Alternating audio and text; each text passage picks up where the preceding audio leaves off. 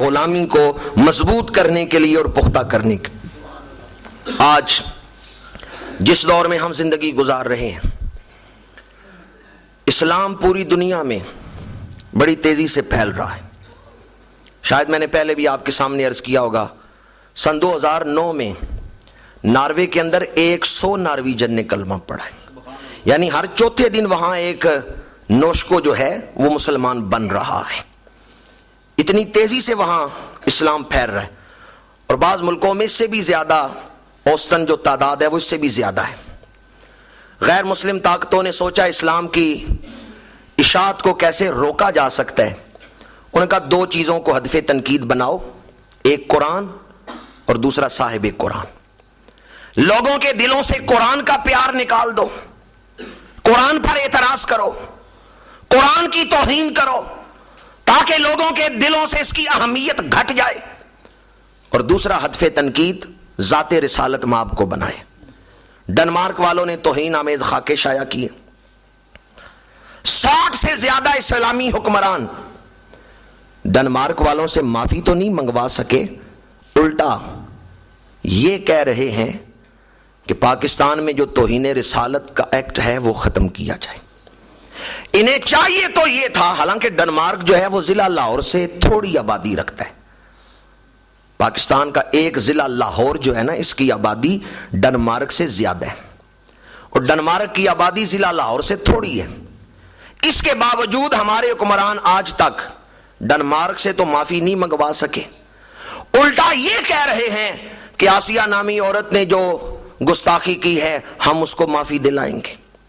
اور پھر بعض گستاخوں کی زبانیں کھل گئیں، انہوں نے کہا یہ توہین رسول ایکٹ ختم ہونا چاہیے، اور بعض نے تو یہاں تک کہا کہ کہاں لکھا ہوا ہے گستاخ رسول کو سزائے موت دی جائے، بجائے اس کے کہ یہ عالمی فورم پہ اسلام کی حفاظت کرتے، پیغمبر اسلام کی عزت کی بات کرتے، یہ اپنے ملک میں ہی پیغمبر اسلام کی عزت کو مذاق بنا رہے ہیں کہ اگر کوئی حضور کی توہین کرتا ہے تو کوئی بات نہیں، گورنر اسے جیل میں آ کے مل رہا ہے، اور کہتے ہیں اس کے ساتھ زیادتی ہو رہی ہے۔ اور کتنے مجرم ہیں جو جیل میں پڑے ہوئے ہیں اور ناجائز پڑے ہوئے ہیں، گورنر ان کو تو ملنے نہیں گیا۔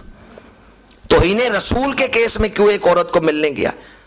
اور پھر یہ بیان دیتا ہے، کہتے ہیں یہ قانون کالا ہے، یہ کالا قانون ہے، یہ ظالمانہ قانون ہے، گورنر ہو یا صدر ہو ہمیں اس سے کوئی غرض نہیں ہے، جو حضور کا ہے وہ ہمارا ہے، جو حضور کا نہیں۔ اگر کوئی حضور کے گستاخوں کا ساتھ دے اور گستاخوں کے لیے نرم گوشہ پیدا کرے اور حضور کی عزت کو گھٹائے کہ کوئی بات نہیں اگر گستاخی اس نے کی ہے، حضور کے گستاخوں کی زبانیں کھولے کہ توہین رسول ایکٹ ختم کیا جائے پاکستان سے، جو حضور کے گستاخوں کے ساتھ کھڑا ہو، ایمان سے بتائیں وہ حضور سے وفا کر رہا ہے یا بے وفائی کر رہا ہے؟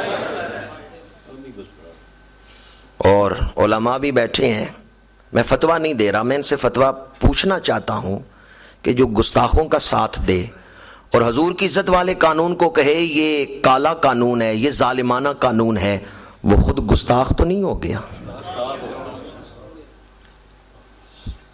کس کو راضی کرنے کے لیے اپنی آخرت کو خراب کر رہے ہیں؟ چند روزہ گورنری کے لیے اپنی عاقبت کو خراب کر رہا ہے۔ قرآن مجید، فرقان حمید اور احادیث پڑھ کے دیکھیں، قرآن تو ایک عام مومن کی بھی عزت کا حکم دیتا ہے، کسی کا نام بگاڑنے سے منع کیا گیا ہے۔ حدیث مبارکہ ہے، ایک مالک اپنے نوکر کو کہتا ہے او گدھے، تو قیامت کے دن اللہ اس سے فرمائے گا میں نے انسان بنایا تھا، تو نے اس کو گدھا کیوں کہا ہے؟ کسی کا نام بگاڑنے سے منع کیا گیا، اس میں عزت کا تحفظ ہے۔ غیبت کرنے سے منع کیا گیا ہے، عزت کا تحفظ ہے۔ گالی دینے سے منع کیا گیا ہے، عزت کا تحفظ ہے۔ اگر اسلام ایک عام مومن کی عزت کا محافظ ہے تو ایمان سے بتائیں اللہ کے رسول کی عزت کا محافظ ہوگا یا نہیں ہوگا؟ یا رسول کی عزت کوئی نہیں؟ بڑی ذمہ داری سے یہ بات کہنے لگا ہوں، رسول کی عزت اللہ کی عزت ہے۔ بڑے آستہ آپ نے تائید کی ہے۔ رسول کا معنی کیا ہے؟ بھیجا ہوا۔ رسول خود نہیں آئے، یہ تو بھیجے ہوئے آئے. رسول کا لغوی معنی کیا ہے؟ بھیجا ہوا. اور اصطلاحی معنی ہوا انسان بعث اللہ الی الخلق لتبلیغ احکامہ. رسول وہ ہیں جنہیں اللہ اپنے احکام پہنچانے کے لیے بھیجتا ہے. اب دنیا کا اصول ہے اگر بھیجنے والے سے محبت ہو تو ہم اس کے بھیجے ہوئے سے بھی محبت کرتے ہیں. کوئی آدمی آپ کے پاس آئے، قاصد آئے، آپ اس کی عزت کریں تو بھیجنے والے کی عزت کر رہے ہیں. اور اگر آپ قاصد کو ماریں، قاصد کو اذیت دیں تو کس کو تکلیف دے رہے ہیں؟ اس لیے میں کہتا ہوں رسول کی عزت اللہ کی عزت ہے، رسول کی محبت اللہ کی محبت ہے، رسول کی اطاعت اللہ کی اطاعت ہے، رسول کی بیعت اللہ کی بیعت ہے، رسول کا دروازہ اللہ کا دروازہ ہے، رسول کا بلاوا اللہ کا بلاوا ہے. اور جو رسول کی اتباع کر رہا ہے وہ اللہ کا محبوب بن رہا ہے. اور جو رسول کو اذیت دے رہا ہے، اللہ فرماتا ہے ان الذین یؤذون اللہ لعنہم اللہ فی الدنیا والآخرہ. جو اللہ اور اس کے رسول کو اذیت دیتا ہے، یا اللہ تجھے تو کوئی اذیت دے ہی نہیں سکتا. جواب آتا ہے جو رسول کو اذیت دیتا ہے گویا کہ وہ اللہ کو اذیت دے رہا ہے. تو رسول کی عزت کس کی؟ رسول کی عزت کس کی عزت ہے؟ اللہ تو ولیوں کی عزت کو اپنی عزت کہتے ہیں. حدیث قدسی ہے بخاری شریف میں، من عاد لی ولیا فقد آذنتہ بالحرب. جو میرے ولی سے دشمنی کرے میں رب اسے اعلان جنگ کرتا ہوں. کس سے دشمنی کرے؟ ولی کا مقام زیادہ ہے یا نبی کا زیادہ ہے؟ ولایت تو نوکرانی ہے نبوت کے دروازے کی، ولی تو نوکر ہے نبی کا. ولی کے پاس جو کچھ ہے وہ نبی کا دیا ہوا ہے. وہ نبی پر ایمان لانے، نبی کی اطاعت کرنے سے ہی مرتبہ ولایت ولی کو ملا ہے. اگر نوکر کی شان یہ ہے، اگر ولی کی شان یہ ہے کہ اللہ فرماتا ہے جس نے میرے ولی سے دشمنی کی میں رب اسے اعلان جنگ کرتا ہوں، تو ککرالی کے غیور مسلمانوں ایمان سے بتاؤ اگر ولی کا دشمن اللہ کا دشمن ہے تو نبی کا دشمن پھر اللہ کا دشمن ہوگا یا نہیں؟ اور اللہ کا اعلان یہ ہے فقد آذنتہ بالحرب، میں اسے اعلان جنگ کرتا ہوں. اللہ جسے اعلان جنگ کرے، آپ لوگوں کا اعلان دوستی تو نہیں. جس کے ساتھ اللہ کا اعلان جنگ ہے اس کے ساتھ ہمارا بھی. آپ آہستہ ہی بول رہے ہیں، ڈر کیوں رہے ہیں؟ لاہور نہیں آواز جائے گی. اور تقریر تو میں ہی کر رہا ہوں، آپ کیوں ڈر رہے ہیں؟ جس کے ساتھ اللہ کا اعلان جنگ ہے ہمارا بھی.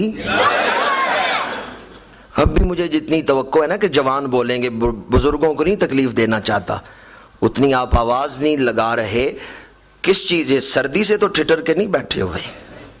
جس کے ساتھ اللہ کا اعلان جنگ ہے ہمارا بھی. یہ ملک وہ ہے جس میں چیف جسٹس کو اتارا جائے، غلط طریقے سے صدر نے اتارا، وکیل سڑکوں پہ آ گئے، عدالتوں کا بائیکاٹ، کچہریوں کا بائیکاٹ، سڑکوں پہ ہنگامے ہو رہے ہیں. جب تک چیف جسٹس کو واپس نہیں وہ انہوں نے اپنی سیٹ پہ بٹھایا تحریک چلتی رہی ہے. میں یہ نہیں کہتا انہوں نے غلط چلائی، ٹھیک ہے، چیف جسٹس کی عزت کے لیے انہوں نے بہت کچھ کیا ہے، ٹھیک کیا انہوں نے. پر مجھے یہ بتائیں چیف جسٹس کی عزت کے لیے تو وکیل سڑکوں پہ آئے، اور آج سپریم کورٹ بار کونسل کے صدر نے کیا بیان دیا ہے؟ چیف جسٹس تو عزت والا ہے کہ اس کی عزت کے لیے تو وکیل سڑکوں پہ آ گئے. آج امام الانبیاء کی عزت کی باری آئی ہے تو وکیل سڑکوں پہ کیوں نہیں آ رہے؟ آج کوئی وکیل کیوں نہیں بیان دے رہا؟ چودھری افتخار بڑی عزت والا ہوگا، لیکن امام الانبیاء کے نالین سے جو لگنے والے ریت کے ذرات ہیں ان پر کروڑوں چودھری افتخار قربان کیے جا سکتے ہیں. امام الانبیاء کی عزت کو آپ نے کیا سمجھا ہے؟ آج زبانیں خاموش ہو گئیں. آج نہ کسی نے عدالتوں کا بائیکاٹ کیا، نہ کسی نے کچہریوں کا بائیکاٹ کیا، نہ کسی نے اخبار میں بیان تک ہی دیا کہ ہم وکلاء کی طرف سے یہ بیان دیتے ہیں ہم چیف جسٹس کی عزت کے لیے سڑکوں پہ آئے تھے. حضور تو ہمارے نبی ہیں، حضور تو ہمارے آقا ہیں، ہم امام الانبیاء کی عزت کے لیے یہ بیان دیتے ہیں. میں کہتا ہوں اگر آپ چیف جسٹس کے لیے بیان دیں اور امام الانبیاء کی عزت کی باری آئے تو خاموش ہو جائیں تو پھر اپنے ایمان کا حساب کر لیں، پھر اپنا تجزیہ کر لیں کہ آپ نے امام الانبیاء کی عزت کو کیا سمجھا ہے۔ بلکہ بعض لوگ تو الیکٹرانک میڈیا پہ پوچھ رہے ہیں کہاں لکھا ہے کہ گستاخ رسول کو سزائے موت دی جائے، کہاں لکھا ہے کہ گستاخ رسول کو پھانسی دی جائے۔ بڑی آپ کی توجہ چاہوں گا، اس مسئلے کو الجھا رہے ہیں بعض لوگ کہ کہاں یہ لکھا ہوا ہے۔ بخاری شریف کی حدیث مبارک ہے، اس کے راوی بھی حضرت انس بن مالک ہیں۔ ان انس بن مالک ان رسول اللہ صلی اللہ علیہ وآلہ وسلم داخل عام الفتح وعلی راسہ المغفر فلما نزعه جاء رجل فقال یا رسول اللہ ابن خطالہ معلق باستار الکعبۃ فقال اقتلوه۔ پہلی بات تو یہ یاد رکھیں، گستاخ رسول کو معاف کرنے کا حق اللہ کے رسول کو ہے۔ حضور نے اپنی ظاہری آیات مبارکہ میں گستاخوں کو معاف بھی کیا ہے اور سزا بھی دی ہے، دونوں طرح کی احادیث ملتی ہیں۔ طائف والوں نے پتھر برسائے، میرے آقا باغ میں تشریف فرما ہوئے تو دعا کے لیے ہاتھ اٹھائے، اللہم اہد قومی فانہم لا یعلمون، پروردگار وہ جو پتھر مارتے رہے ہیں میں ان کے لیے ہدایت کی دعا کرتا ہوں۔ یہ ہے صبر رسول، یہ ہے اخلاق رسول، یہ ہے کردار رسول، یہ ہے سیرت رسول کہ وہ پتھر مار رہے ہیں، میرے آقا ان کے لیے ہدایت کی دعا کر رہے ہیں۔ ایک عورت سر عطر و انور پہ کوڑا پھینکتی ہے، بیمار ہوتی ہے، حضور اس کی عیادت کرنے تشریف لے جاتے ہیں۔ یہ ہے سیرت رسول۔ آپ نے کئی لوگوں کو معاف بھی کیا ہے لیکن سارے گستاخوں کو معاف نہیں کیا، بعض لوگوں کو سزائیں بھی دی ہیں تاکہ امت کو پتا چلے گستاخ رسول کی شرعی سزا کیا ہے۔ فتح مکہ کے موقع پر ایک گستاخ ابن خطل حرم کعبہ میں آیا، دیوار کعبہ سے لپٹ گیا، اپنی چھاتی اس نے دیوار کعبہ سے لگا رکھی ہے۔ صحابہ عرض کرتے ہیں یا رسول اللہ صلی اللہ علیہ وسلم، وہ ابن خطل جو آپ کی حجب لونڈیوں سے پڑھاتا تھا، اپنی دو نوکرانیاں فرتنا اور قریبہ کو وہ نچاتا تھا، آپ کی حجب پڑھاتا تھا، خود بھی حضور کے خلاف بیان کرتا تھا، یا رسول اللہ وہ مسجد حرام میں آ گیا ہے، حضور وہ کعبے کے ساتھ لپٹ کے کھڑا ہے، اس کے لیے کیا حکم ہے؟ کیونکہ یہ جگہ وہ ہے من دخلہ کان آمنا، جو حرم میں داخل ہو گیا وہ امن پا گیا۔ یہ امن والی جگہ ہے اور امن والی جگہ میں گستاخ رسول آ گیا ہے، حضور دیوار کعبہ کے ساتھ اس کا سینہ لگا ہوا ہے، اب اس کے لیے حکم کیا ہے؟ میرے آقا نے فرمایا اقتلوہ، ابن خطل کو دیوار کعبہ سے ہٹاؤ اور اس کا سر تن سے جدا کر دو۔ یہ حکم دے کے میرے آقا نے بتا دیا نبی کا گستاخ اگر کعبے کی دیوار سے بھی چمٹ جائے پھر بھی معافی کا حقدار۔ آپ نے گستاخ رسول کو کیا سمجھ رکھا ہے کہ گستاخ رسول جو ہے وہ اتنے نرم رویے کا حقدار ہے کہ خود حکمران جا کے اس کے لیے معافی کی سفارشیں کر رہے ہیں۔ امام الانبیاء صلی اللہ علیہ وآلہ وسلم، آپ نے تو ابن خطل کے لیے حکم دیا اقتلوہ، اس حالت میں جب کہ وہ کعبے کے ساتھ چمٹا ہوا ہے۔ حضور نے بتا دیا یہ کتنا سنگین جرم ہے، نبی کی بے ادبی کتنا بڑا گناہ ہے کہ اگر یہ گناہ کرنے والا امن والی جگہ میں بھی آ کے کھڑا ہو، اگر نبی کا گستاخ اور مجرم امن والی جگہ پہ بھی آ کے کھڑا ہو اور دیوار کعبہ کے ساتھ لپٹ کے کھڑا ہو پھر بھی اس لائق نہیں کہ اسے معاف کیا جائے۔ جنہیں معاف کرنے کا حق تھا انہوں نے بھی گستاخ کو معاف نہیں کیا جب وہ کعبے سے لپٹا ہوا ہے۔ تو اس سے حضور نے شرعی مسئلہ بتا دیا۔ حضور ظاہری حیات مبارکہ میں معاف کر سکتے تھے، حضور کے وصال کے بعد امت کو حق نہیں کہ کسی گستاخ کو معاف کریں۔ ابھی یقیناً آپ سارے لوگ نماز وتر پڑھ کے آئے ہیں اور وتروں کی تیسری رکعت میں دعائے قنوت بھی پڑھ کے آئے ہیں، وَنَخْلَعُ وَنَتْرُكُ، یا اللہ جو تیرے حکم توڑے گا ہم اسے چھوڑ دیں گے، ہم اس سے تعلق توڑ لیں گے۔ ابھی تو یہ عہد کر کے آئے ہیں اور پھر نماز کے بعد اگر امام الانبیاء صلی اللہ علیہ وآلہ وسلم کی عزت کا خیال نہ رہے، اس میں ایک بہت بڑی خامی یہ ہے، بعض لوگ کہتے ہیں حضور کا گستاخ ہے تو کیا ہوا ہے، میرے ساتھ تو ٹھیک ہے نا۔ کتنی شرم کا مقام ہے اگر یہ بات ذہن میں آئے کہ ٹھیک ہے حضور کا گستاخ ہے، میرے ساتھ تو ٹھیک ہے نا، کتنا کوئی بات نہیں، حضور کا گستاخ ہے، میرا تو رشتہ دار ہے نا۔ نماز وتر میں تو ہم دعا کرتے ہیں نخلو و نترکو من یفجرک، اور صحابہ کا یہ عقیدہ تھا، رشتے تمام توڑ کے سارے جہاں سے ہم وابستہ ہو گئے ہیں، تیرے آستاں سے ہم۔ یہ صحابہ کا عقیدہ تھا، جو حضور کا ہے وہ ہمارا ہے، جو حضور کا نہیں وہ ہمارا نہیں۔ بدر کی جنگ پڑھ کے دیکھیں، حضرت فاروق اعظم نے اپنے ماموں پر تلوار چلائی اور ایک صحابی نے اپنے والد پہ تلوار چلائی ہے، اور حضرت سیدنا صدیق اکبر نے فرمایا تھا غزوہ بدر کے بعد ایک موقع پر اپنے بیٹے سے کہ اگر تو میری تلوار کی زد میں آ جاتا میں تیرا سر کاٹ دیتا۔ جو حضور کا ہے وہ ہمارا ہے، اور جو حضور کا نہیں، یہ ایمان ہے۔ جس سینے میں ایمان ہے، ایمان اسے ادب سکھا لیتا ہے، ایمان ادب سکھا لیتا ہے۔ کسی ماں کا بچہ گم جائے، بچہ نہ مل رہا ہو، تو کوئی نوحہ گھر بلانے کی ضرورت ہے جو آ کے اس عورت کو رلائے کہ تو رو، تیرا بچہ گم ہو گیا؟ ضرورت ہے کوئی نوحہ گھر بلانے کی؟ جس ماں کا بچہ گم جائے وہ خود ہی روتی ہے، اس کے لیے کسی نوحہ گر کی ضرورت نہیں کہ وہ آ کے ایسے بولے کہ جس سے اس ماں کو رونا آئے کہ ہائے میرا بچہ گم گیا، مجھے چاہیے کہ میں روں۔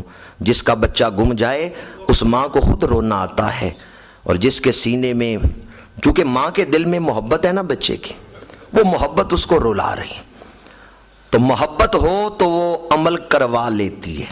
محبت جو ہے یہ محرک ہے، سینے میں ایمان ہو تو وہ ادب کروا لیتا ہے۔ باہر سے کوئی 1000 تقریریں کرتا رہے، اگر دل میں محبت نہیں، دل میں ایمان نہیں، ایمان کی حلاوت دل نے نہیں محسوس کی، تو پھر ادب رسول کی توفیق نہیں ملتی۔ اس کا تعلق ایمان کے ساتھ ہے۔ امام بخاری رحمۃ اللہ تعالی علیہ ایک حدیث لکھتے ہیں بخاری شریف میں، تو ہر ایک حدیث لکھنے سے پہلے غسل کرتے ہیں، 2 نفل پڑھتے ہیں، پھر ایک حدیث لکھتے ہیں۔ کتنا ادب کر رہے ہیں، یہ ادب کس وجہ سے کر رہے ہیں؟ ان کے دل میں ایمان ہے۔ اور امام مالک سڑک پہ چل رہے ہیں، ایک آدمی آیا کہنے لگا کوئی حضور کی حدیث ہی سنائیں۔ آپ نے غصے سے دیکھا، فرمایا میرا جی چاہتا ہے میں تجھے 20 کوڑے مرواؤں۔ اس نے پوچھا میں نے حدیث سننے کا مطالبہ کیا ہے۔ آپ نے فرمایا تجھے کسی نے ادب نہیں سکھایا کہ سڑکوں پہ چلتے ہوئے نبی کی حدیثیں نہیں بیان کی جاتی؟ حدیث سننی ہے تو میرے گھر آنا۔ کچھ دنوں کے بعد وہ گھر آیا، پیغام بھیجا اندر فلاں آدمی آیا ہے۔ آپ نے باہر پیغام بھیجا، پوچھو فقہ کا مسئلہ پوچھنے آئے ہو یا حدیث سننے آئے ہو؟ اس نے کہا حدیث سننے آیا ہوں۔ آپ نے فرمایا پھر بیٹھ جاؤ۔ لباس بدلا، غسل کیا، لباس بدلا، اور پھر ایک خاص تخت بنایا ہوا تھا، اس تخت پہ آ کے بیٹھے، لوبان سلگھایا اور پھر حدیث سنانا شروع فرمائی۔ فرمایا آپ بیٹھو میں تمہیں سناتا ہوں اور تمہیں پتا چلے حدیث کا ادب کیا ہے۔ ایمان سے بتائیں جو حدیث کا اتنا ادب کرتے ہیں وہ حدیث والے کا کتنا ادب کرتے ہیں؟ جو ارشادات کا اتنا ادب کرتے ہیں وہ امام الانبیاء کا کتنا ادب کرتے ہوں گے؟ ہمارے فقہا نے، ہمارے ائمہ حدیث نے اور ہمارے صوفیاء نے ہمیں ادب رسول ہی سکھایا ہے۔ ادب ہے تو سب کچھ ہے، ادب نہیں تو کچھ بھی نہیں۔ ہم گناہگاروں کے دامن میں اور ہے کیا؟ آج حکمران وہ بھی ہم سے چھیننا چاہتے ہیں کہ ایسا معاشرہ بنا دیا جائے جس میں گستاخی رسول پہ سزا نہ ہو، اور اگر یہ سزا والا قانون ختم کیا جائے تو اس کا مطلب ہے کہ آپ نے حضور کی عزت کو اہمیت نہیں دی اور گستاخوں کی زبانوں کو کھول دیا ہے۔ ہمارے نزدیک امام الانبیاء صلی اللہ علیہ وآلہ وسلم کی عزت مومن کو اپنی عزت سے بھی زیادہ پیاری۔ حضور کے صحابی حضرت حسان بن ثابت لکھتے ہیں فَإِنَّ أَبِي وَوَالِدَ